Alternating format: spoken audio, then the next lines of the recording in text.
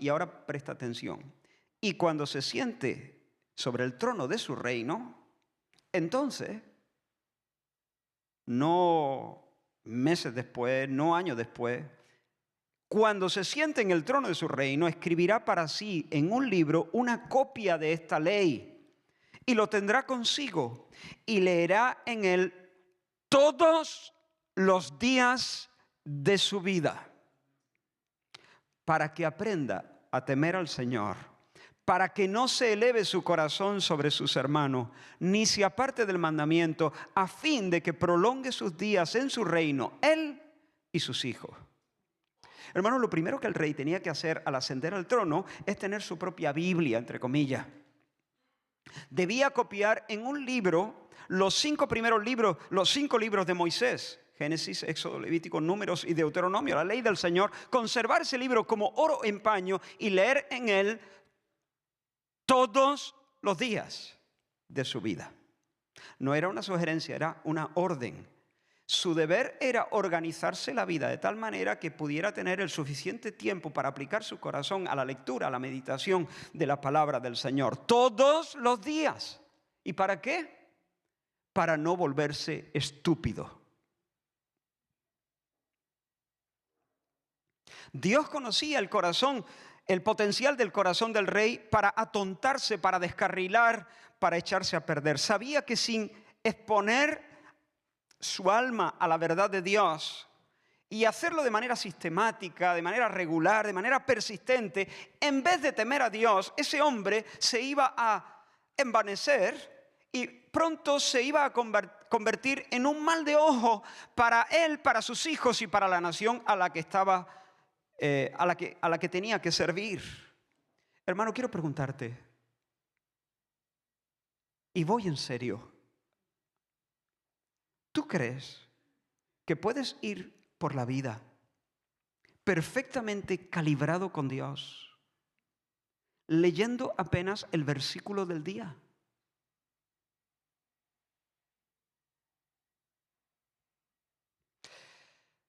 Todavía hay mucha necedad en los recovecos de tu alma, ¿sí o no? No te estoy diciendo que seas un necio. Si eres un hijo de Dios, no lo eres.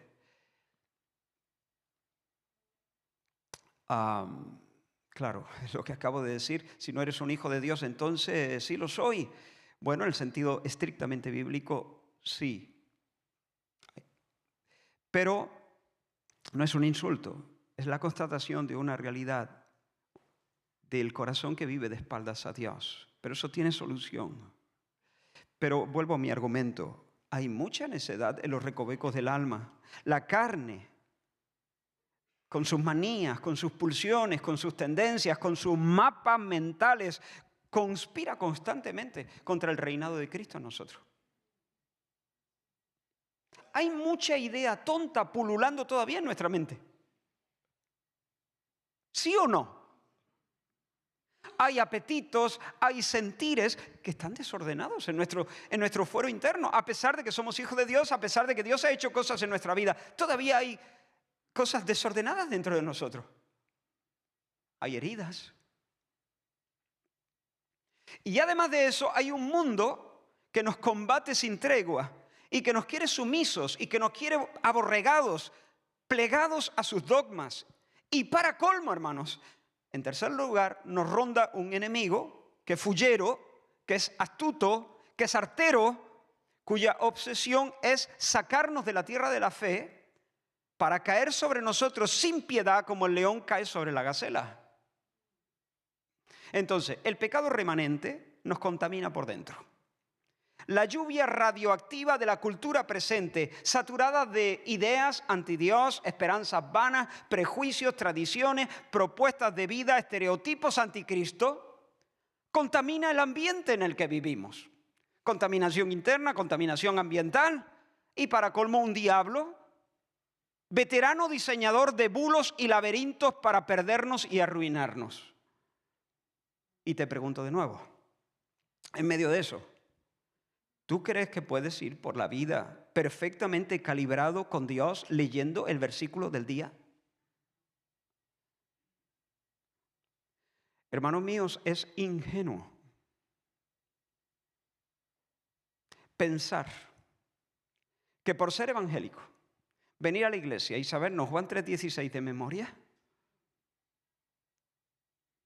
estamos perfectamente armados para prevalecer en la batalla a vida o muerte de esta guerra espiritual en la que estamos inmersos. Es ingenuo. Solo una persona que no piensa puede concluir eso. Y hermanos, es triste decirlo, pero hay hijos de Dios cuya mentalidad y cuya forma de hablar tiene más que ver con los acentos del actual debate político,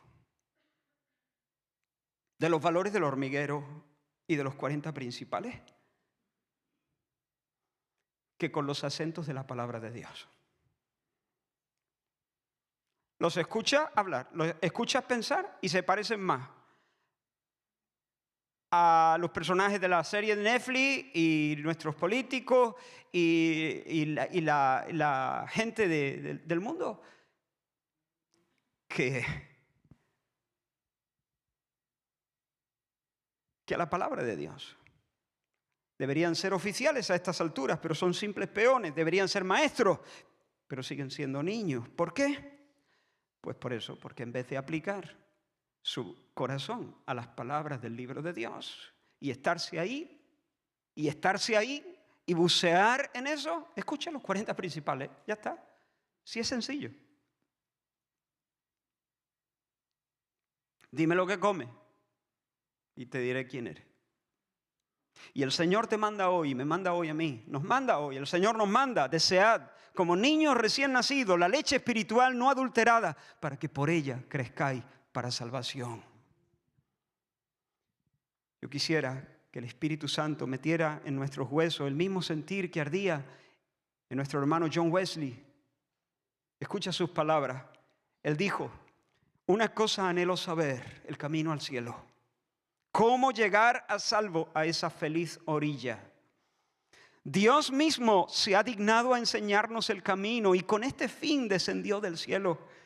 Él lo ha escrito en un libro. Dadme ese libro. A cualquier precio, dadme ese libro.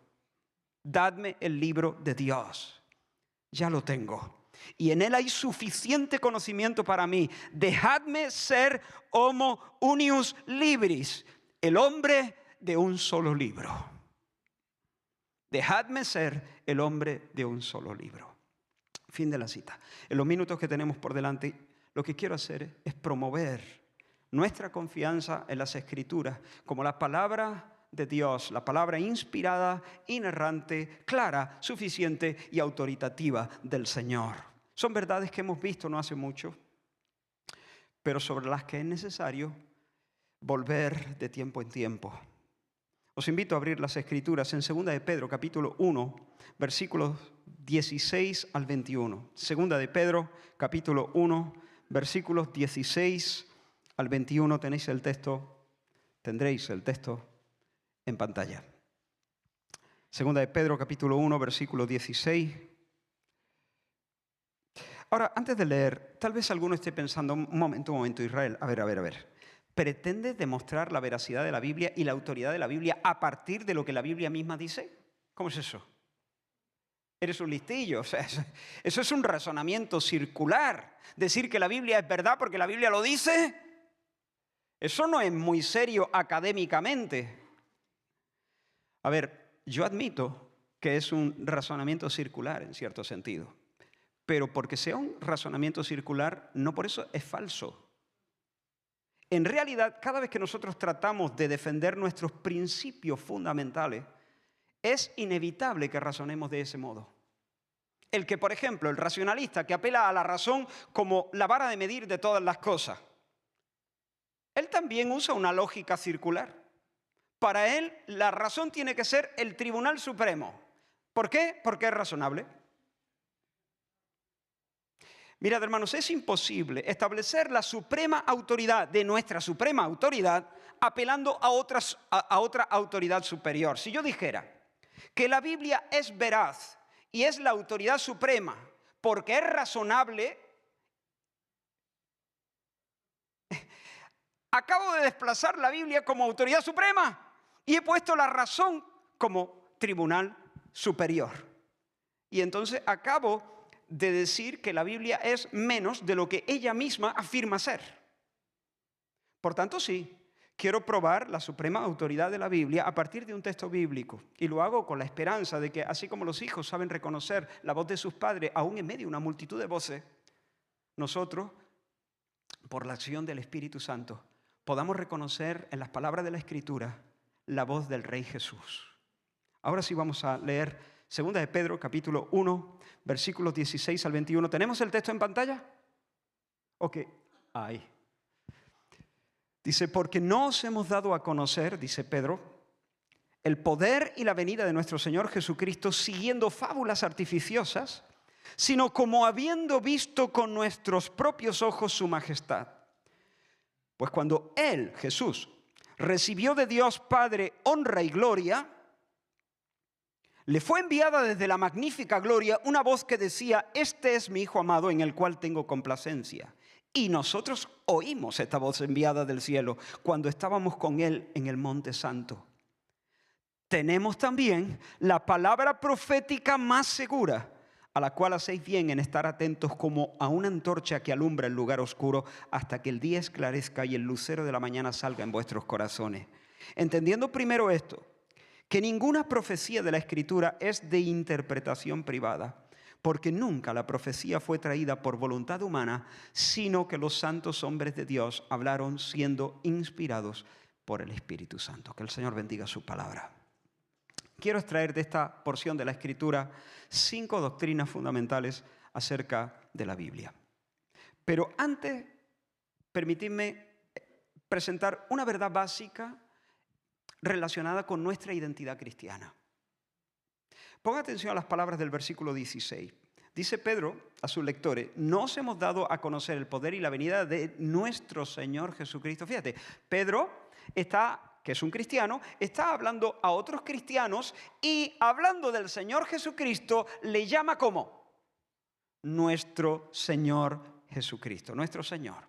Hermanos míos, un cristiano es alguien que puede decir con sinceridad, Jesucristo es mi Señor. Me ha comprado con su sangre, por lo tanto ya no me pertenezco, mi tiempo es suyo, mi cuerpo es suyo, mi dinero es suyo, suyas son mis fuerzas, ya no vivo para mí, su gloria es mi norte, mi comida es hacer su voluntad. Como dice el apóstol Santiago, si el Señor quiere, viviré y haré esto o haré aquello. Si el Señor quiere.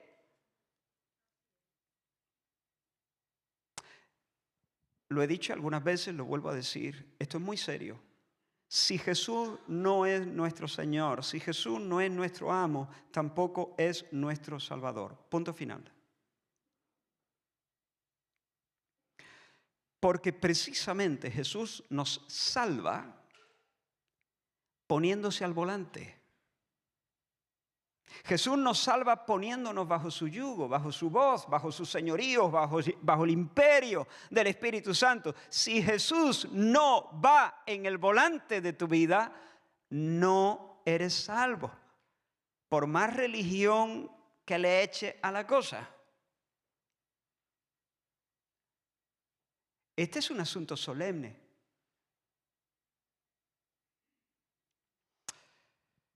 Pero una pregunta, ¿cómo gobierna el Señor a su pueblo? ¿Cómo gobierna? ¿Cómo puede saber un hombre si el Rey Jesús le autoriza a dejar a su esposa inconversa, con la que ya no es feliz hace tiempo, y casarse con una cristiana que parece su alma gemela? ¿Cómo puede saber un hombre si el Señor Jesús le autoriza eso? ¿Cómo pueden saber unos novios si el Señor les da permiso para expresarse su amor teniendo relaciones sexuales antes de la boda? ¿Cómo gobierna Cristo a los suyos? ¿Por intuiciones? ¿Sentires? ¿Pueden decir esos novios? Yo creo que sí, que el Señor ve con buenos ojos que nosotros nos expresemos nuestro amor uniendo nuestros cuerpos, aunque todavía no estemos casados, porque cuando pienso en esa posibilidad, siento una paz.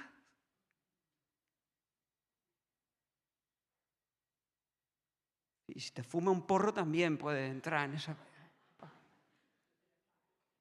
¿Entiendes? Es así como Dios guía a su pueblo. Es que siento dentro de mí como una paz. Por supuesto, cuando nos alineamos con la voluntad del Señor, el Señor también permite que un sentimiento así acompañe. Pero es así como Dios. ¿Puede decir ese hombre, sí, yo creo que es la voluntad de Dios que deje a mi esposa que no es cristiana y que además me está haciendo la vida imposible y me case con esa hermana que tiene un llamado como el mío y con la cual yo me siento perfectamente alineado? Porque soñé, Dios me dio un sueño.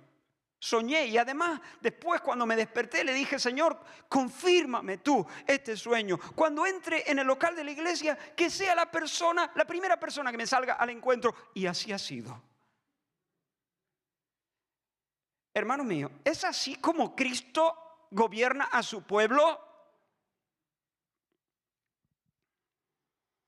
Nosotros afirmamos que el Señor gobierna a su pueblo por medio del cetro de las Escrituras. Sin ella, sin las Escrituras, estamos a merced de nuestra imaginación, nuestras intuiciones, nuestros deseos mezclados, nuestras experiencias, nuestros prejuicios y nuestras tonterías.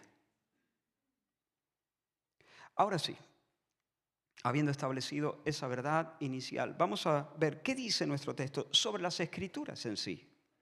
En primer lugar, la palabra profética de la Escritura es de origen divino. El apóstol Pedro les dice a los hermanos que ellos, los apóstoles, les han hablado del poder y de la venida de nuestro Señor Jesucristo de manera fiable. No hemos hablado de la venida del Señor Jesús siguiendo cuentos y ensoñaciones nuestras. Yo estoy seguro, lo estoy poniendo con mis palabras, pero es lo que Pedro les dice ahí. Yo estoy seguro de lo que os estoy diciendo, yo lo vi. Yo vi, y no solo yo, Juan y Jacobo estaban en el monte de la transfiguración conmigo. Y allí vimos al Señor lucir su gloria en una especie de tráiler del futuro. Fue como si por un momento se abriera el velo y se nos diera a degustar la gloria del reino que está viniendo. Lo vimos con estos ojitos. Escuchamos la voz enviada del cielo con estos oídos. Lo vimos, pero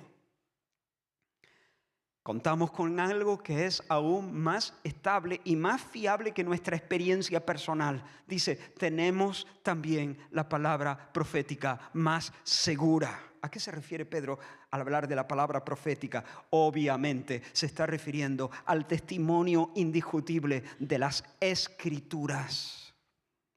Pedro sabía que Moisés y David y Jeremías y Amós y el resto de los autores bíblicos del Antiguo Testamento hablaban la palabra de Dios.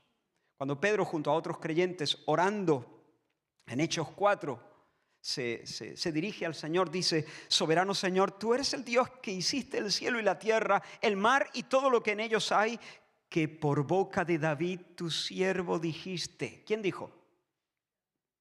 ¿Dijo David o dijo Dios? Bueno, los dos. Dijo David. ¿Por qué se amotina la gente? Está hablando del Salmo 2. ¿Pero quién lo dijo? Mira cómo dice, por boca de David, tu siervo, dijiste. Tú dijiste, Señor. Eso que David escribió en el Salmo 2, lo estabas diciendo tú. Eso que es escritura, es palabra de Dios. Pero Pedro no solamente está pensando en los escritores del Antiguo Testamento. Un poquito más adelante, en esta misma carta, en 2 de Pedro, en el capítulo 3, él dice, amados, esta es la segunda carta que os escribo y en ambas despierto con exhortación vuestro limpio entendimiento para que tengáis memoria de las palabras que antes han sido dichas por los santos profetas, Antiguo Testamento, y del mandamiento del Señor y Salvador dado por vuestros apóstoles, Nuevo Testamento.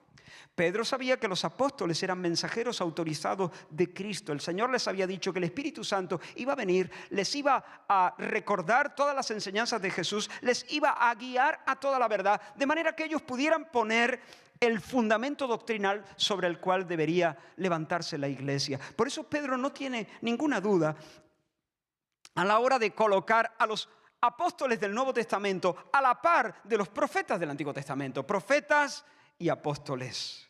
Y un poquito más adelante, unos versículos más adelante, en el capítulo 3 de esta misma carta, Pedro menciona los escritos de Pablo y los coloca en la misma categoría. Mira lo que dice en 2 de Pedro, capítulo 3, versículos 15 y 16. Tened entendido que la paciencia de nuestro Señor es para salvación, como también nuestro amado hermano Pablo, según la sabiduría que le ha sido dada, os ha escrito casi en todas sus epístolas, hablando en ellas de estas cosas, entre las cuales hay algunas difíciles de entender, las cuales los indoctos e inconstantes tuercen, como también las otras escrituras. ¿Te has dado cuenta? Pedro dice, los ignorantes y los volubles en la fe tuercen las escrituras. Tanto las escrituras de David y de Moisés y de Amós, como estas escrituras que Pablo os está convidando. Así que Pedro, recapitulo, está hablando de su experiencia en el monte de la transfiguración como algo ciertísimo.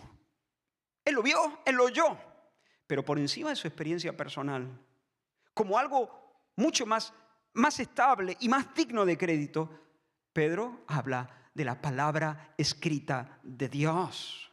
¿Y por qué pone la palabra escrita de Dios como algo mucho más estable y fiable? Porque es de origen divino. Dice en el versículo 20, ninguna profecía de la Escritura es de interpretación privada, porque nunca la profecía fue traída por voluntad humana.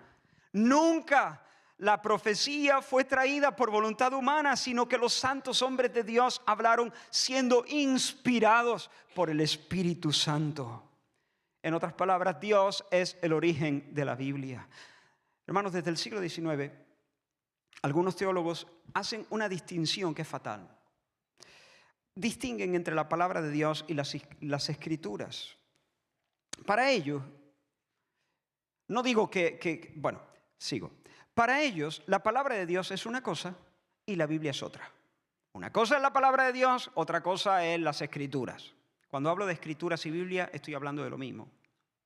Ellos dicen, Dios habla o se revela, que es lo mismo, cuando Dios actúa.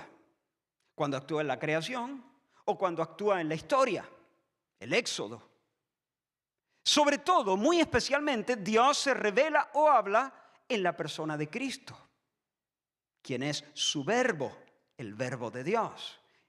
Y claro, nosotros a esto que ellos dicen decimos amén, un amén como un castillo. Claro que sí, Dios habla en Cristo y habla por medio de sus actos creadores o redentores, pero según ellos, la Biblia no es el habla de Dios. La Biblia no es la palabra de Dios. La Biblia más bien es el testimonio de hombres piadosos, hombres santos, pero en definitiva hombres finitos, hombres falibles, que viendo la revelación de Dios, que asistiendo al obrar de Dios, al despliegue de Dios, entonces ellos hicieron todo lo posible por poner por escrito su testimonio acerca de lo que estaban viviendo y de lo que estaban experimentando, a pesar de los límites del lenguaje y del pensamiento. Por tanto, ellos dicen, la Biblia contiene verdad de Dios, pero también contiene errores. Ellos dicen, en sus páginas encontramos principios divinos, pero también encontramos prejuicios humanos y mitos y contradicciones, y por tanto la Biblia no es del todo fiable, hay que depurarla, hay que quitarle la espina. Y hermanos, eso ha sido fatal, ha sido fatal. Según J.I. Packer, eso ha tenido un triple efecto. En primer lugar, despierta dudas acerca de cualquier pasaje que estemos leyendo. Abro la Biblia, encuentro cualquier pasaje y tengo que preguntarme, ¿esto me lo como o le tengo que quitar la espina? ¿Esto es confiable o tengo que actualizarlo a la luz del pensamiento vigente, de los descubrimientos de los psicólogos? En segundo lugar, Packer dice que por medio de este pensamiento se establece un nuevo papismo. ¿Por qué? Porque tú ya no eres nadie para leer. ¿Tú qué sabes? Tú necesitas la opinión de los eruditos, de los expertos, y esa opinión es la plomada que tú le tienes que echar a todos los textos. Y en tercer lugar, eso socava la reverencia, la humildad y la fe con la que debemos acercarnos a la Biblia si es que de verdad queremos sacar algún provecho. Hermanos míos, la Escritura no es el testimonio humano de la revelación divina. Te puede sonar muy bien, pero hay una trampa enorme ahí. La Biblia no es el testimonio humano de la revelación divina. La Biblia es el testimonio divino de la revelación divina. La Biblia es revelación de Dios. Es decir, la Biblia es el testimonio de Dios acerca de sí.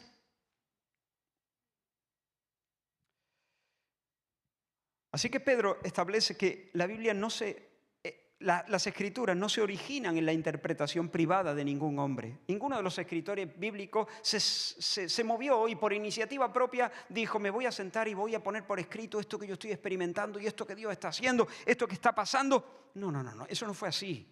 Eso no fue así. Fue Dios el que inició, fue Dios el que movió a los hombres, fue Dios el que orquestó el proceso. Por supuesto, los autores bíblicos escribieron el mensaje con palabras humanas, claro. Lo hicieron voluntariamente, por supuesto.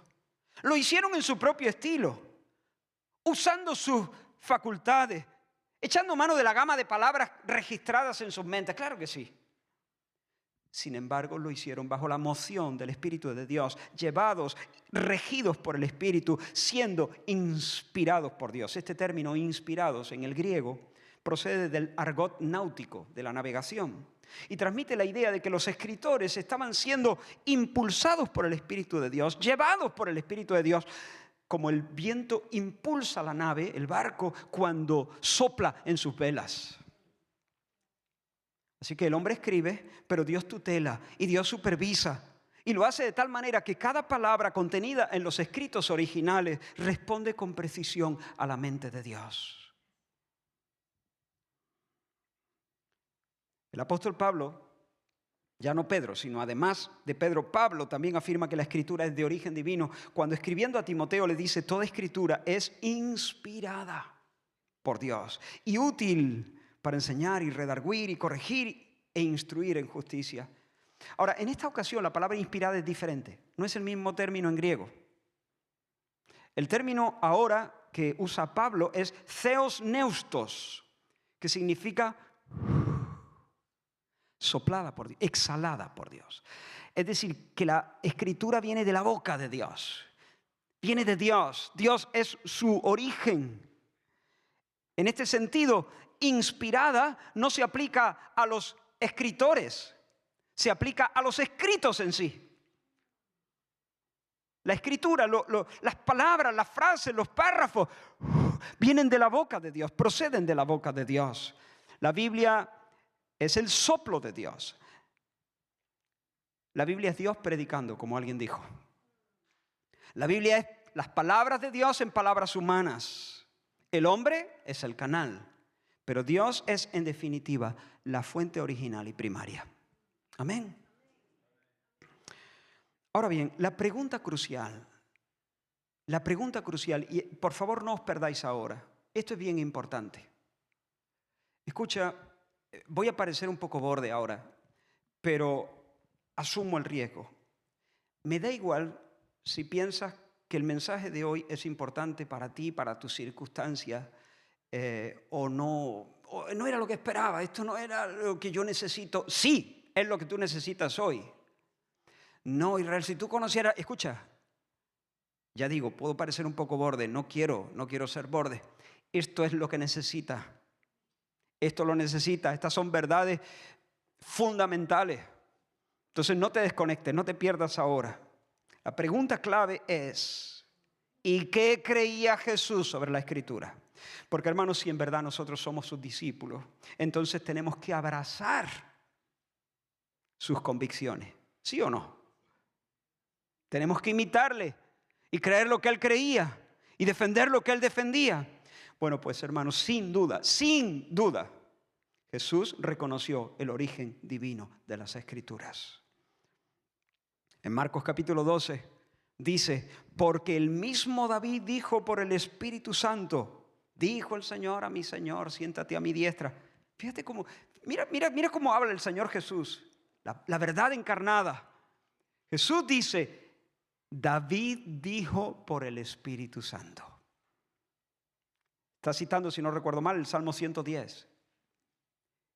Y lo que escribió David, Jesús dice, eso que escribió David lo dijo impulsado, movido, regido por el Espíritu Santo.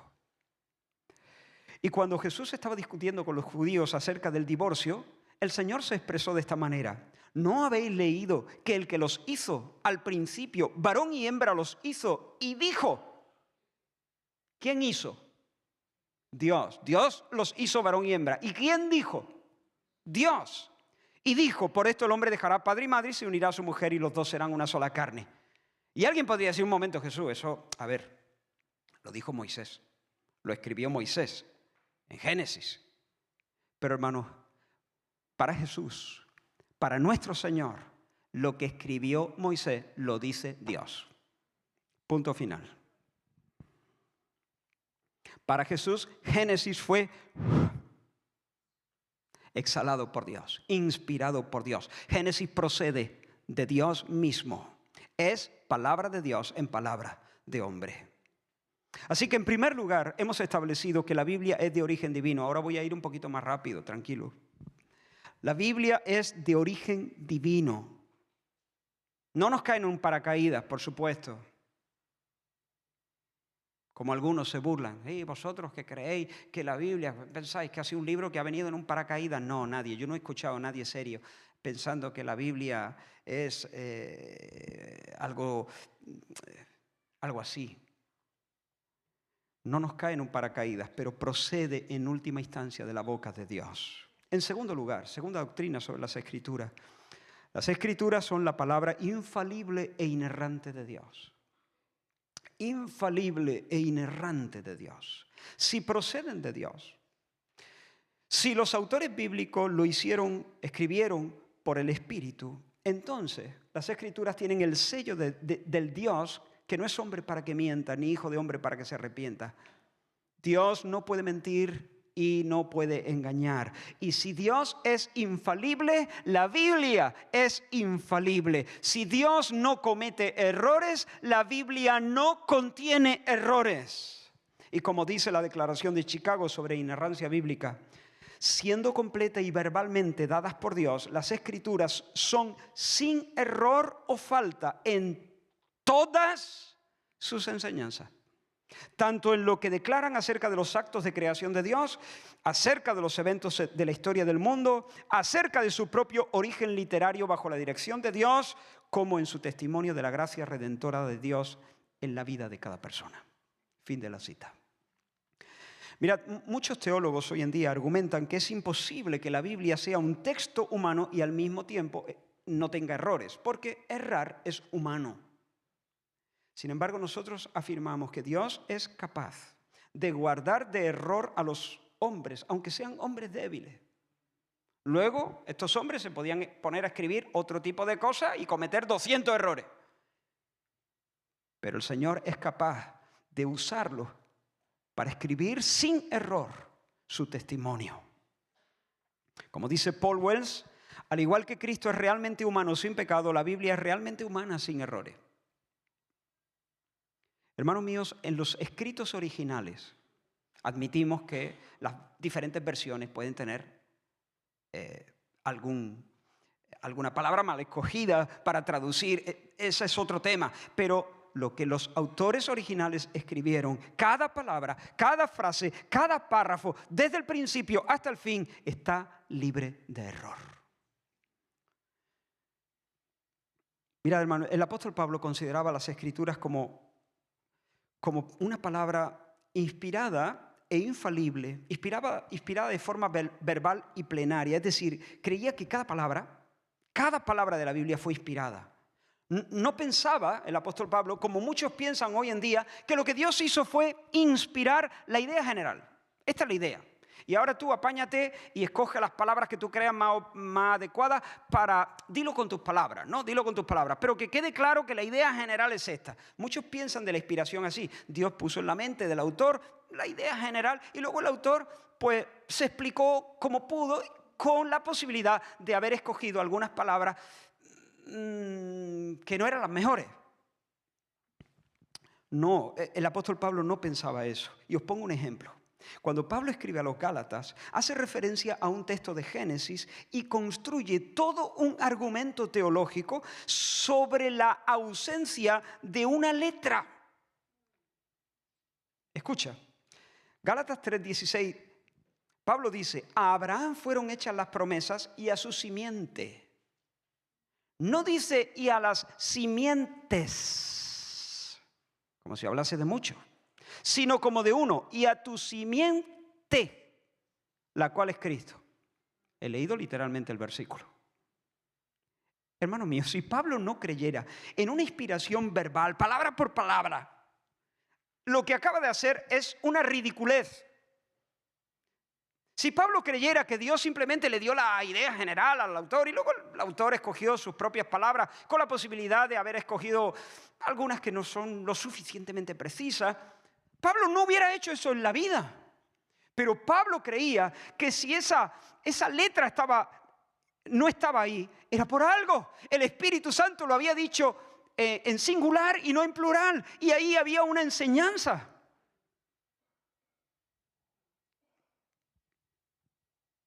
Entonces no llame ridículo a alguien que pone un énfasis en la palabra en sí. Los términos son importantes.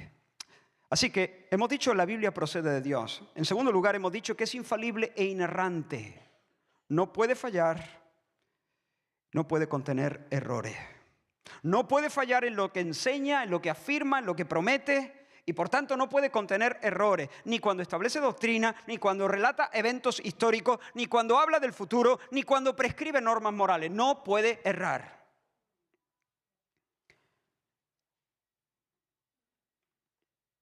Muchos cuestionan un montón de relatos porque parecen inverosímiles, imposibles de creer para esta mente del siglo XXI. No sé, Jonás. Pero hermanos, Jesús manifestó su creencia en la historicidad del Antiguo Testamento. Jesús se refirió a Abel, a Noé, a Sodoma y Gomorra, a Isaac y Jacob, al maná del desierto, a la serpiente de bronce, a la reina de Sabá, a la viuda de Sarepta, a Naamán. Incluso mencionó a Jonás. Y como dice Kevin DeYoung, nunca le vemos cuestionar un solo evento, un solo milagro o una afirmación histórica. Nunca. En tercer lugar, la Escritura es suficiente. Suficiente. ¿Qué significa eso? Según Wayne Grudem, decir que las Escrituras son suficientes significa que la Biblia es todo lo que necesitamos para equiparnos para una vida de fe y de servicio. Ningún otro escrito es necesario para entender las buenas nuevas del Evangelio, ni ningún otro escrito se requiere para equiparnos para una vida de fe. Fin de la cita. Pedro en nuestro texto compara la Biblia, la Escritura, con una antorcha que brilla en un lugar oscuro. Hermanos míos, el mundo es una noche cerrada. Hay bulos y confusión por todas partes. ¿Qué necesito yo para discriminar, para distinguir entre verdad y error?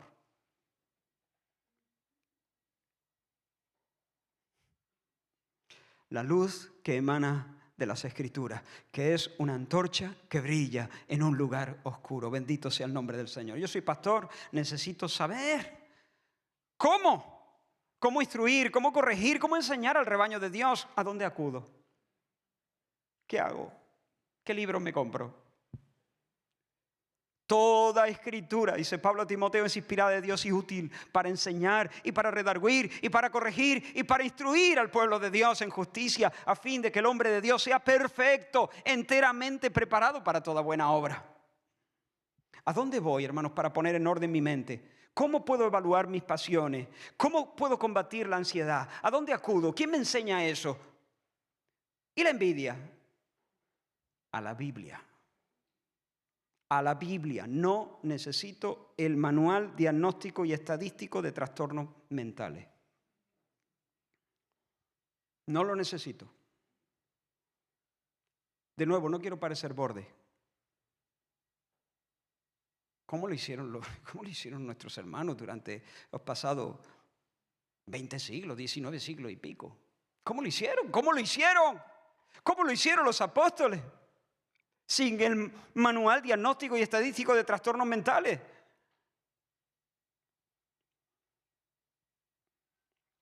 Hermanos míos, la Escritura no tiene carencia. Por lo tanto, no necesita ayuda. No hay que complementar su sabiduría con métodos, con técnicas, con filosofías ni con tradiciones. La Biblia es suficiente.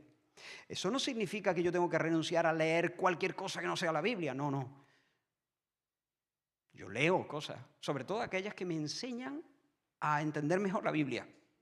Pero también puedo leer otras cosas. Pero sí significa, hermano, que debo asumir que no hay un mundo de verdad más allá de la verdad revelada por Dios para tratar con los problemas del alma. Hombre, claro, si quiero aprender ajedrez, a la Biblia no puedo ir. Me compro un libro de Garry Kasparov, creo que se llama Jaque Mate, está hecho para niños, y ahí puedo aprender a jugar al ajedrez. Pero para tratar con los problemas del alma, ¿a dónde? Ni Garry Kasparov, por supuesto, ni Sigmund Freud, ni Jung, ni Rogers, ni Skinner. La Biblia. Ah, pero esto que dijo Skinner tiene mucha razón. Pues seguro que está en la Biblia. No, aquí este filósofo dio en el que seguro que está en la Biblia. Lo ha dicho de otra manera que me ha ayudado, me ha dado cierta luz. La ley de Jehová es perfecta, Salmo 19, que convierte el alma. ¿Qué necesitamos nosotros? Conversión, necesitamos cambio, necesitamos transformación. La ley del Señor es perfecta, que convierte el alma. ¿Qué necesitamos nosotros? Sabiduría, discernimiento, buen juicio, prudencia. El testimonio del Señor es fiel, que hace sabio al sencillo. ¿Qué necesitamos? Necesitamos alegría, necesitamos gozo. Bueno, los mandamientos del Señor son rectos, que alegran el corazón. Pero necesitamos dirección, consejo. El precepto del Señor es puro, que alumbra los ojos. Necesitamos estabilidad, necesitamos seguridad. El temor del Señor, que es otra manera de llamar a la palabra de Dios en este salmo, es limpio, que permanece para siempre.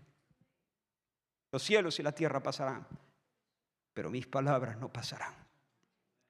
Afuera entonces, hermanos, hay tinieblas, pero no hemos sido abandonados a nuestra suerte. Podemos discernir la senda, podemos evitar los peligros, podemos alcanzar la meta. ¿Por qué? Porque lámpara es a mis pies tu palabra y lumbrera mi camino. Lámpara es a mis pies tu palabra y lumbrera a mi camino. Claro, muchos dicen, pero vamos a ver, un libro escrito hace miles de años, hace tanto tiempo. Algunos escritos de aquí tienen 3.400 años. Moisés escribió 1.400 años de Cristo para personas tan distintas, en sociedades tan distantes a las nuestras. No puede responder a los problemas de hoy, no puede responder a los retos del presente. Hermano, es fácil responder a eso. Respondemos a eso con un doble argumento. Muy sencillo, muy sencillo. Por una parte, es verdad que las sociedades han cambiado, pero en realidad, los grandes problemas. ¿Cuáles son los grandes problemas de hoy? Los grandes problemas de ayer. El temor, la vergüenza, la culpa, las ansias de felicidad, la falta de armonía entre las relaciones personales. Hemos cambiado en realidad muy poco. Y por otra parte tenemos el ejemplo de Cristo y de los apóstoles. ¿Qué hizo Cristo? Fundamentó su ministerio en las Escrituras. Apeló a Moisés. Y Moisés vivió 1.400, como he dicho, 1.400 años antes. Así que a Jesús no le importó que fuese en una sociedad distinta, en un pueblo que prácticamente se había criado siendo esclavo en Egipto. No le importó. ¿Por qué? Porque era la palabra de Dios. Otros, sin embargo, dicen que la Biblia no habla de todo. La Biblia no habla de, yo qué sé, de la inseminación artificial. Entonces, no es exhaustiva, por lo tanto necesitamos complementarla. Hermano, es verdad, la Biblia no habla de la inseminación artificial. Pero como dice la Confesión de Fe de Westminster, en el capítulo 1 acerca de las Sagradas Escrituras, cito, el consejo completo de Dios tocante a todas las cosas necesarias para su propia gloria y para la salvación y para la fe y para la vida del hombre está expresamente expuesto en las Escrituras o se puede deducir de ellas por buena y necesaria consecuencia. Es decir, Dios nos ofrece su consejo o bien directamente o bien indirectamente por principios generales, por promesas, por ejemplos a imitar, por ejemplos a evitar, por mandamientos, por prohibiciones, etcétera, etcétera. El problema, hermanos, no es que la Biblia se quede corta. El problema es que la conocemos poco. La solución no es buscar sabiduría más allá de las páginas de la Escritura. La solución es bucear. Es inquirir de la mano del Espíritu Santo en el consejo que el Señor amablemente, tiernamente, amorosamente nos ha dejado para nuestro bien. Así que la Escritura es, en primer lugar, la palabra escrita de Dios por cuanto procede de Dios, Theos Neustos.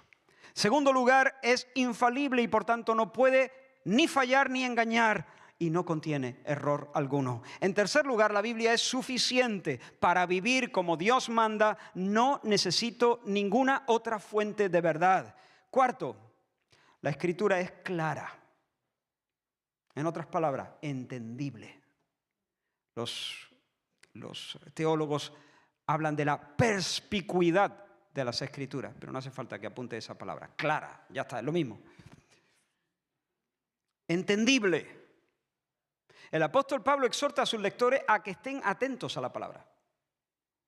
Esa sería una broma de mal gusto si la palabra fuese oscura, intrincada, indescifrable e imposible de entender. Una vez hablé con un teólogo, creo que conté esto en varias ocasiones. Y finalmente creo, no quiero juzgarlo mal, pero creo que a duras penas admitió que la Biblia es la palabra de Dios. Pero, dijo él, nosotros estamos viciados de subjetividad y por lo tanto somos incapaces de entenderla. Por supuesto, hermano, nosotros nos acercamos a las Escrituras llenos de prejuicio. Tenemos ciertos condicionantes, por supuesto, y hay que estar atento a eso. Llevamos una mochila, llevamos unas lentes puestas. Y es fácil, entonces, malinterpretar al Señor, la mente de Dios. Pero, hermanos, cuando nosotros rechazamos la claridad de las Escrituras, porque nosotros venimos con ciertos condicionantes, en realidad, en última instancia, lo que estamos diciendo es que Dios es incapaz de explicarse de tal modo que nosotros le entendamos. Y además de decir que Dios no puede darse a entender, además lo acusamos indirectamente de ser injusto. ¿Por qué? Porque nos pide que escudriñemos un libro que no podemos entender ya de antemano por estar viciados de subjetividad, y además nos dice que lo obedezcamos y además nos dice que se lo enseñemos a nuestros hijos.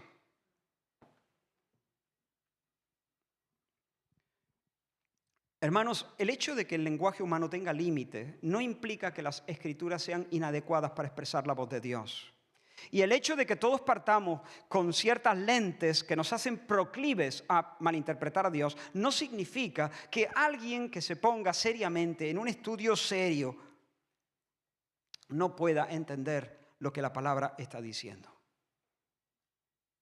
No implica que alguien, después de haber hecho un estudio serio, teniendo en cuenta el texto en su contexto, termine diciendo, bueno, esto es, lo que yo he entendido, que tú puedes haber entendido lo contrario, pero bueno, para mí este texto, no, hermano, eso no implica. Dios sabe hablarnos de tal manera que si nos aplicamos, que si somos serios escudriñando el texto bíblico, podemos entenderle, Dios mío.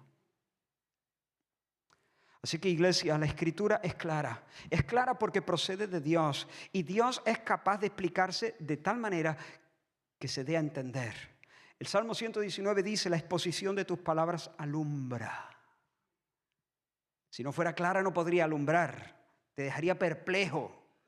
La exposición de tus palabras alumbra, hace entender a los simples.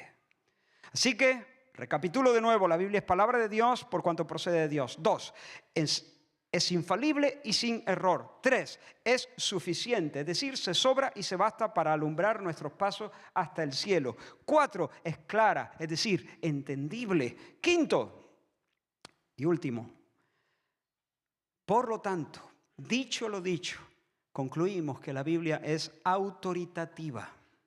Autoritativa. Tiene, como dice la Declaración de Chicago sobre inerrancia bíblica, tiene autoridad divina infalible en todos los temas que toca. Debe ser obedecida como mandamiento de Dios en todo lo que requiere. Debe ser acogida como garantía de Dios en todo lo que promete. Hermanos, las Escrituras tienen el derecho de atar tu conciencia. Las Escrituras tienen el derecho de imponerte obligación. Las Escrituras pueden refutar y retar tu lógica, refutar tus sentimientos, desmontar tu experiencia, echar abajo las convenciones de nuestra cultura. Lo que la Biblia manda, lo manda Dios. Lo que la Biblia prohíbe, lo prohíbe Dios. Si tú tienes un problema con la Biblia, tienes un problema con Dios. Por lo tanto, negar la Biblia o ignorar o editar los textos y tunearlos o descartar cualquier parte del texto. Bueno, esto concretamente, lo que Pablo dice aquí acerca de la mujer, esto no me lo... No, tú tienes un problema con Dios. Negar, ignorar, editar, descartar cualquier parte del texto inspirado es desafiar la autoridad del Espíritu Santo, el Dios eterno. Los que dicen que reconocen el señorío de Cristo, pero no reconocen la autoridad de la Biblia, tienen un problema monumental, porque tienen un Señor que no puede darles órdenes. Si la Biblia no es su voz, entonces, ¿cuál es su voz? La autoridad de la palabra, la autoridad de Cristo, que es la palabra encarnada, y la autoridad de la Biblia, que es la palabra escrita, permanecen o caen juntas. En una ocasión le dejé en varias ocasiones supongo, pero me acuerdo de una, que le dejé unas notas escritas en un papelito a mi hijo, Elías. No recuerdo qué mandado le di. No sé, pongamos, me lo invento. Recoge tu habitación y compra leche antes de irte por ahí. No. Tú imagínate que Elías, vengo a la casa después y me encuentro que la habitación no está recogida y Elías no ha comprado la leche. Digo, pero hijo, ¿por qué no me obedece? No, pero papá, yo no te he desobedecido a ti, porque tú no eres la nota. ¿Cómo? Una cosa es la nota y otra cosa eres tú. Yo no te he desobedecido a ti. Yo no me he plegado a lo escrito en la nota. Pero yo contigo no... O sea, yo contigo bien. Yo contigo, tú eres mi padre, yo te obedezco. Yo le diría, pero Elías, claro que yo no soy la nota, Pero esa nota lleva el respaldo de toda mi autoridad. Si tú desobedeces lo escrito ahí, tú me estás desobedeciendo a mí, ¿se entiende?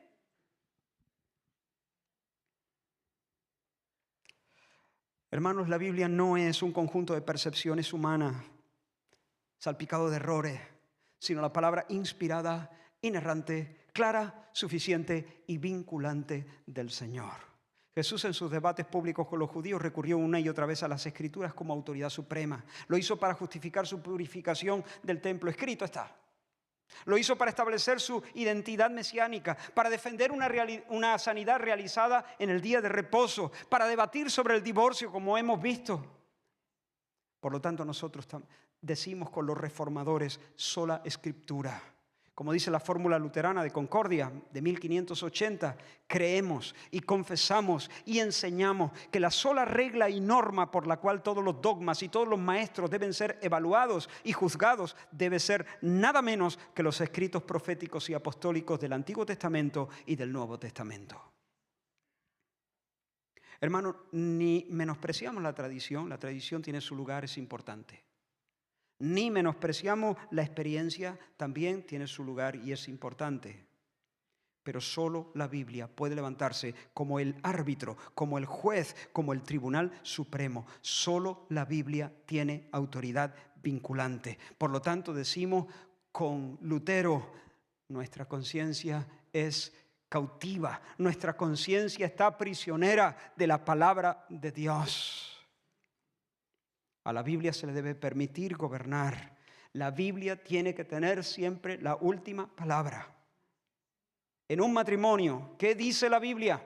Si hay una discusión, ¿qué dice la Biblia? Si la Biblia dice algo claro, punto final. En una iglesia, en una asamblea de miembros, la Biblia debe tener siempre la última palabra. Termino. Hermano mío, confía en la Escritura. Confía en la Escritura. Sobre las palabras de Dios puedes echar todo tu peso, todo tu mundo. Todo el peso de todos los mundos, de todas las generaciones.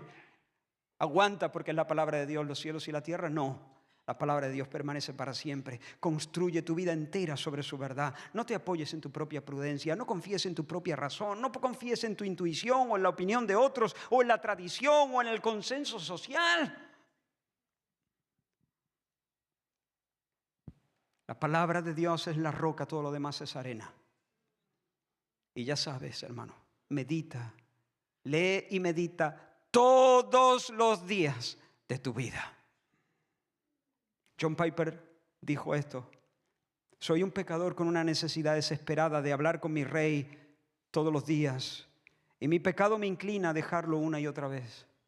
Si no establezco una hora y un lugar, soy historia. Si no establezco una hora y un lugar, soy historia. Bienaventurado el varón que no anduvo en consejo de malos, ni estuvo en camino de pecadores, ni en silla de escarnecedores se ha sentado, sino que en la ley del Señor está su delicia, y en su ley medita de día y de noche. Será como un árbol plantado junto a corrientes de agua, que da su fruto a su tiempo, y su hoja no cae, y todo lo que hace prosperará. No así los malos, que son como el tamo que arrebata el viento.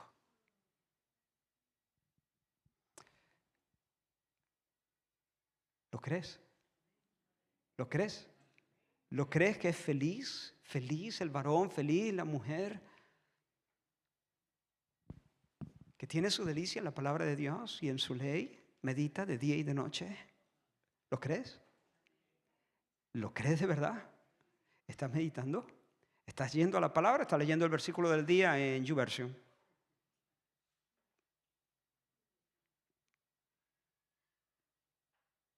Dios ha dicho, feliz, bienaventurado, pleno, y todo lo que hace saldrá adelante, prosperará, tendrá una vida lograda, florecerá. Esa persona que vive, que echa sus raíces en el libro de Dios, que cuando lo escuchas, cuando lo ves pensar y cuando lo ves razonar y cuando lo escuchas hablar, tú dices, tiene un olor añejo a Biblia. Piensa como las palabras de Dios. Razona. Es un marciano en el ambiente que nos movemos. Alguien que no estoy diciendo que tengamos que usar necesariamente las expresiones de la Biblia del oso, ¿no? O de Reina Valera del 60. Pero la manera de argumentar, la manera de pensar, la manera de concluir, la manera de poner idea tras idea, la manera de conducirse. Bienaventurado el varón. Y por supuesto, obedece. Porque me llamáis Señor, Señor, dijo Jesús, si no hacéis lo que yo digo. Todo aquel que viene a mí y oye mis palabras y las hace, claro, le compararé al hombre que al edificar su casa cavó y ahondó y puso el fundamento en la roca. Cuando vino una inundación, porque las inundaciones vienen, si no ha venido, vendrá. Y si ha venido, puede venir otra vez. Las inundaciones vienen, vendrá la inundación de la muerte, vendrá la inundación de la enfermedad, vendrá la inundación de la muerte de nuestros seres queridos, vendrá la inundación de la traición, vendrá la inundación de la decepción a veces con nosotros mismos. Cuando vino una inundación, el río dio con ímpetu contra aquella casa, pero no la pudo mover porque estaba fundada sobre la roca. Hermanos, quiero llamaros hoy a un compromiso renovado, a un compromiso serio, a un compromiso más profundo, a leer y meditar y dejar que el libro de Dios te esculpa la imaginación y te esculpa y eduque la voluntad, inflame los afectos, alumbre los pensamientos, la inteligencia. Y para eso hace falta tiempo. Tiempo con Dios en su palabra.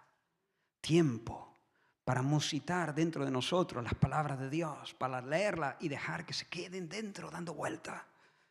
Dentro. Yo quiero llamaros a vosotros los jóvenes. ¿Por qué no? ¿Por qué un joven no puede pasar 1 hora diaria con la Biblia? ¿Por qué no? ¿Por qué no? Si no está casado, no tiene familia que sostener y a lo mejor, ¿por qué no? ¿Por qué no? O 2. ¿Por qué no? Hombre, ¿por qué? ¿Por qué? Cuenta el tiempo que pasa. ¿Qué pasamos? ¿Qué pasas? ¿Qué paso? En internet. ¿Por qué no? 1 hora con la palabra de Dios. Ahora es el tiempo. Jóvenes, escuchadme. Ahora es el tiempo. Ahora, tiempo de memorizar, tiempo de aprender, de recorrer la Biblia de norte a sur, de sur a norte, de este a oeste, de oeste a este, recorrerla, aprenderla. Dejar que se meta en los huesos, que se meta en las venas. Hermano, tú que eres ya jubilado, tienes más tiempo. ¿Por qué no puedes pasar 2 o 3? Como Daniel en Babilonia, esperando. Miré yo atentamente en los libros, en las palabras que Dios dijo al profeta Jeremías. Y allí comenzó un algo nuevo que cambió la historia. Bueno, allí comenzó en el cielo, por supuesto. Pero ¿me entiendes? Hermanos, yo me he preguntado mientras preparaba esto, si esta congregación, si cada persona de esta congregación, si cada uno de nuestros miembros fuese un hombre de un solo libro, ¿qué sería? ¿Cómo seríamos? Seríamos 1000 veces más fuertes. No estoy exagerando. Si cada miembro fuese un hombre y una mujer y un joven de un solo libro, hasta más guapos seríamos.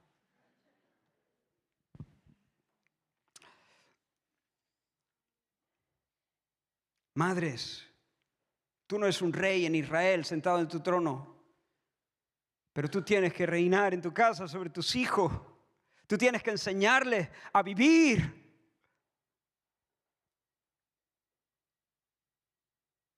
En cuanto Dios ponga una semilla creciendo en tu vientre, leerás de Él todos los días de tu vida para que no te conviertas en un mal de ojo para tu hijo. Porque luego puedes darle consejos, que era lo que te daba tu abuela, que la pobre lo hacía con la mejor intención, pero tenían parte de verdad y tenían parte de error.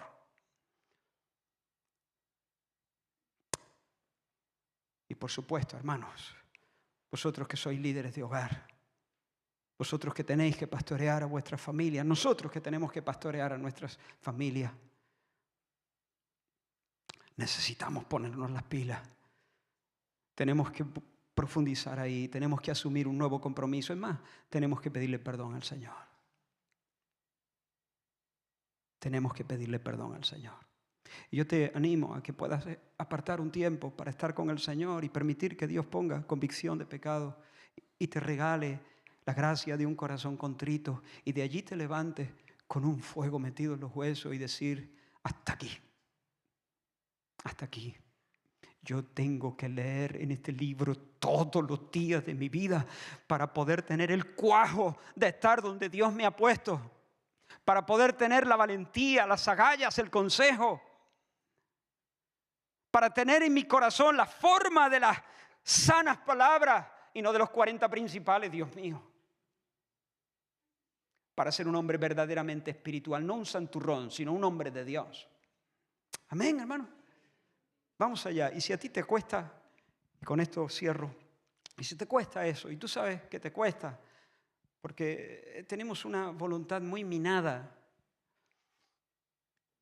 El siglo, el mundo en su forma últimamente ha subyugado nuestra voluntad.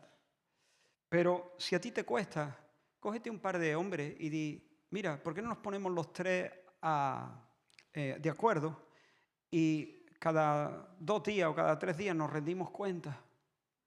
Pregúntame. O mira, te voy a dar 500 euros. Y cada vez que yo falle, o sea, cada vez que yo lo haga, esta sería mejor fórmula. Cada vez que yo lo haga, semana que yo haya cumplido todos los días con mi compromiso, me devuelve lo que toque. Semana que no haya cumplido, te lo queda. Esa sería buena. Mira, ha salido sobre la marcha, pero esa sería buena. 1000, mejor 1000, para que la cuenta sea más redonda al cabo del año. 1000. Lo harías por 1000. No, yo espero que no. Yo espero que lo hagas por Dios. Yo espero que lo hagas por tu esposa. Yo espero que lo hagas por tus hijos. Yo espero que lo hagas por tus hermanos. Yo espero que lo hagas por tu generación. 1000 euros. Amén. Señor, te damos gracias. Gracias porque tú eres luz y quieres ser conocido. Y tú te has dado a conocer en Cristo, claro. Y besamos, Señor, la revelación que tú nos has dado en Cristo. Pero gracias, Señor, porque tú nos has dado también tu palabra escrita. Perdónanos, Señor. Perdónanos por ser negligentes. Queremos ser como David. Queremos ser como el salmista. Y decir, oh, cuánto amo yo tu ley. Todo el día es ella mi meditación. Permítenos ser personas de un solo libro.